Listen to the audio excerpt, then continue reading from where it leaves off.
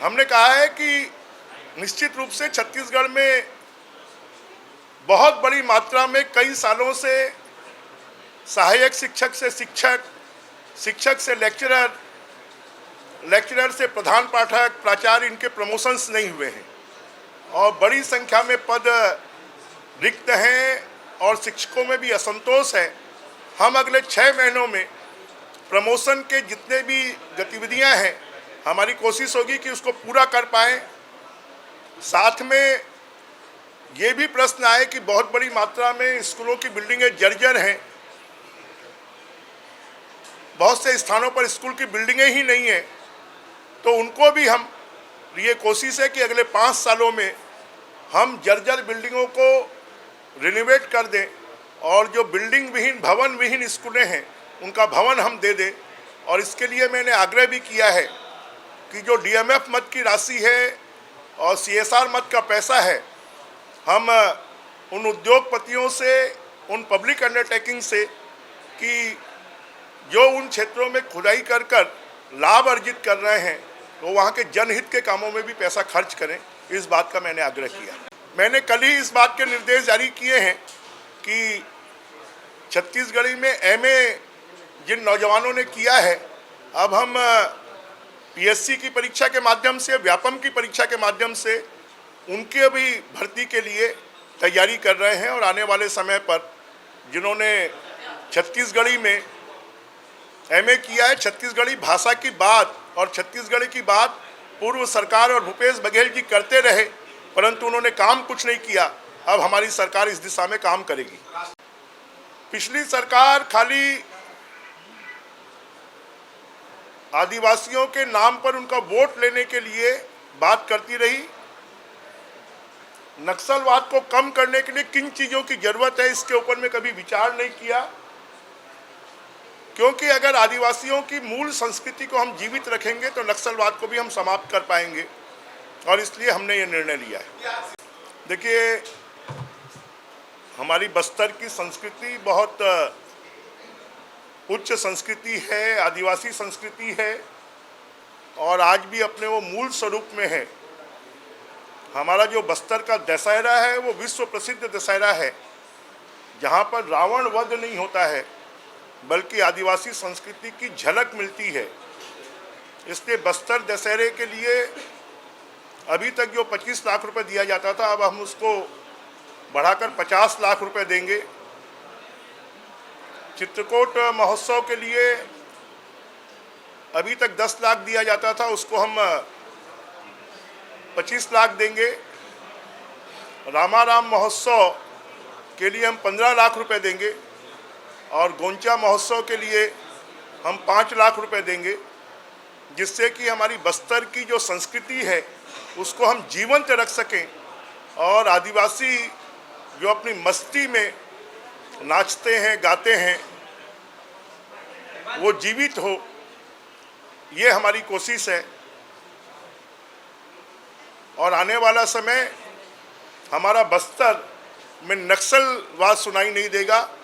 वहाँ की संस्कृति, वहाँ पर मादर ढोल की थाप सुनाई देगी। भारतीय जनता पार्टी का राष्ट्रीय प्रतिनिधि सम्मेलन हो रहा है दिल्ली में और लगभग सभी विधायकों को उसमें आमंत्रित किया गया है और इसलिए विधायकों का 19 तारीख के सत्र में पहुंचना कठिन होगा और इसलिए हमने अध्यक्ष जी से आग्रह किया और विपक्ष की सहमति से 19 तारीख की सदन की कार्रवाई को स्थगित किया गया है। वो कार्रवाई 20 तारीख को होगी। अब कांग्रेस तो इस देश में भ्रष्टाचार की जननी है और भ्रष्टाचार की जननी जो है, मोदी जी ने कहा है ना मैं खाऊंगा ना खाने दूंगा, और इसलिए भ्रष्टाचार की जननी को ही समाप्त करना इस देश में सबसे ज़्यादा जरूरी है। वो डर क्यों रहे हैं? हम तो चाहते हैं कि लोकसभा चुनाव में वो अच्छे तरीके से भाग लें जिससे कि भारतीय जनता पार्टी को फायदा हो। सरकार 5 साल के लिए बनी, कैसी नूरा कुश्ती है। मैंने तो सदन में प्रारंभ होने के पहले ही कहा था कि ये जो 1 साल होगा वो कांग्रेस के काले कारनामों का साल होगा और कांग्रेस के काले कारनामे रोज विधानसभा के प्रश्नों में आ रहे हैं। अब उनमें सुनने की क्षमता नहीं बची है पहले 2 दिन ही वो दिन भर के लिए गायब हो गए। तो जरा जो कुकर्म किए हैं, जो भ्रष्टाचार किया है, जो अन्याय किया है, जो अत्याचार किया है, उसको सुनने की ताकत भी उनमें होना चाहिए।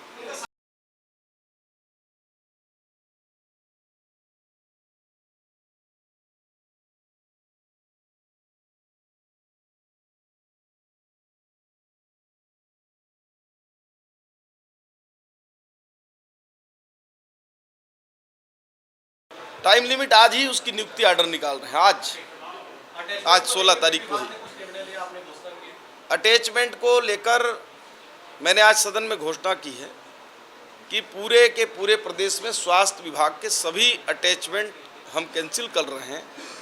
विशेष रूप से विषम स्थिति में यदि कहीं डॉक्टर है ही नहीं और यदि पर्याप्त कारण है अटैचमेंट करने का, तो उसको अनुमति लेकर अपने से ऊपर के अधिकारी से, अगर प्राथमिक स्वास्थ्य केंद्र है तो बीएमओ से लेगा, अगर उससे ऊपर हॉस्पिटल का है तो जिला लेवल से है तो जिला लेवल का होगा, बड़े डॉक्टर हैं तो प्रदेश से लेंगे। अगर विषम स्थिति है, चूँकि स्वास्थ्य एक जेनरिक और महत्वपूर्ण आपातकालीन भी सेवा है, कभी भी लग सकती है।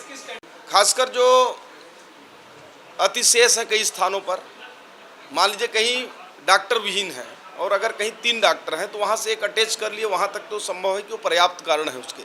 लेकिन अकारण जो मैदानी क्षेत्रों में, हमारे वनांचल क्षेत्रों से जो अधीनस्थ कर्मचारी हैं, नर्सेस हैं या अन्य स्टाफ हैं, वो अटैच हैं, उनको अभी अटैचमेंट समाप्त कर रहे हैं और मैंने आज सदन में इसकी घोषणा की। देखिए, मैं आपसे अभी इतना ही कहना चाहता हूँ इस विषय पर कि अभियान होने चाहिए, विकास को गांव-गांव तक पहुंचाने के लिए कोशिश करना चाहिए। जिन सरकारों ने नहीं किया वो अपना हिसाब जनता को देंगे। अभी विष्णुदेव जी की सरकार है और वो विकास की गंगा कोने कोने तक बस्तर में पहुंचे, इसके लिए हम कोशिश करेंगे। चाहे कोई कितना भी कोई स्टंट कर ले भैया, मोदी जी की सरकार आनी है, ये तय है। 11 की 11 सीटें छत्तीसगढ़ से माननीय मोदी जी के लिए जाएंगी, यह भी तय है। इन बातों में कोई संशय नहीं है। जनता तैयार है मोदी जी को वोट देने के लिए। देखिए, भत्ते में जो मैं देखता हूँ, एक भत्ता है जो 100 रुपया है, पौष्टिक आहार भत्ता।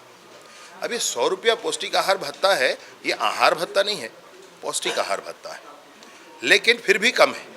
लेकिन इसी आधार पर है कुछ नहीं, ये किसी समय लागू किया गया था, वो जुड़ा हुआ है अब तक। तो इसको क्या करना चाहिए? मतलब ये कोई उनके मूल वेतन का अंश हो गया है, ऐसा नहीं है। एक जुड़ा हुआ है जो अब तक जुड़ा हुआ है, लेकिन इन सारी चीज़ों को एकत्रित करके और इसका पुनरीक्षण करके, सरलीकरण करके इसको लागू किया जाएगा। इसके लिए समिति बनाई। अब उनके सीएस की यदि बात करें कि सीएस गड़बड़ी किए हैं, तो मुझे लगता है कि सीएस मुख्यमंत्री का एक बहुत नज़दीकी संबंध प्रशासकीय और कार्यपालक के दृष्टिकोण से, तो यदि जो सीएस के ऊपर में उंगली उठाए तो आप समझ सकते हैं कि उंगली किसके ऊपर में उठा रहे हैं, और पिछले कार्यकाल का है ये। देखिए, जिस दिन उसको जांच कराने का अधिकार था तो हमारे 15 साल की सरकार के उन्होंने लगातार प्रयास किया, लेकिन अंत तक कुछ नहीं कर पाए। लेकिन हम लोग जो जांच का मांग कर रहे हैं, 3 महीने के अंदर में यदि चीफ सेक्रेटरी की कमेटी में जांच होगी तो उसका निश्चित रूप से निर्णय आएगा। इसी प्रकार से जितने भी मामले हम उठाए हैं, उस प्रकरण में आप देखेंगे कि जिस प्रकार से पूरे 5 साल भ्रष्टाचार के आकंठ में डूबी हुई सरकार के जो लगातार करप्शन में शामिल रहे, वो परिणाम भी दिखाई देने लगे हैं।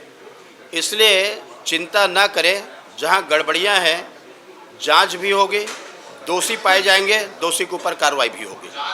हमारे कृषि मंत्री जी दरवाज़ा खोल के रखे हुए हैं, किसानों के लिए बातचीत करने को तैयार है। चूँकि सामने लोकसभा का चुनाव है, राजनीतिक दल उसमें घुस गए हैं और घुस करके इसका राजनीतिक लाभ उठाना चाहते हैं। छत्तीसगढ़ में ऐसी कौन सी परिस्थिति है कि किसानों को उसको बंद करने का आह्वान करना पड़े? विशुद्ध रूप से राजनीति है, और राजनीति जो कांग्रेस खेल रही है, इससे कोई लाभ होने वाला इनको नहीं है। जिस प्रकार से छत्तीसगढ़ में बड़े बहुमत से बीजेपी की सरकार बनी है, लोकसभा में भी छत्तीसगढ़ में 11 के 11 सीट इस बार आएगी, चाहे जितना भी धरना प्रदर्शन कर ले। छत्तीसगढ़ के जनता जो सोच के बैठे हुए हैं वही करेंगे, इसलिए कोई विचलित होने की आवश्यकता नहीं है। बिल्हा विधानसभा के अंतर्गत पथरिया ब्लॉक, मनियारी बैराज और पथरिया बैराज